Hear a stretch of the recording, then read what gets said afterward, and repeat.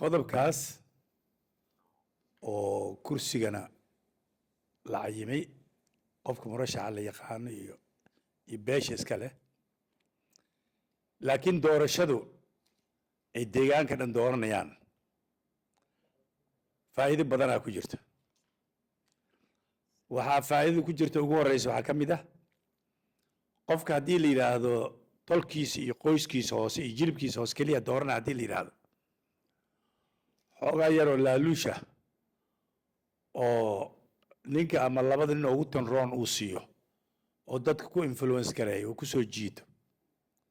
yaa laga yaabaa inuu isagoon u qalmin kursiga ku qaato xoogaagaas laaluushka ah laakiin markii deegaanka dhanaa dooranaa la yidhaahdo deegaanka miyuu la gaaraa laaluush miyuu la gaaraa marka taas waa arrinta looga gudbi lahaa mixnada iyo mushkiladda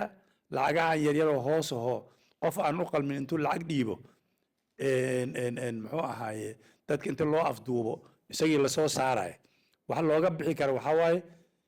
qofka kursiga reer ha ku magacawnaado oo 4.5 kiisa ahaado laakiin dadweynaha deegaankaas degan markay dooranayaan aad iyo aad bay u fiican tahay cillad weyn bay xalinaysaa arrintaa marka in la wada ayido la taageeray ku fiican tahay si musuq maasuqii iyo wixii aan soo marnay iyo qof walba wiilka adeerkiisa iyo ka seedigiisa xoogaa lacaga inta laga qaato la dooranayo in laga gudbayo baahanta markaan waana mahadsantiin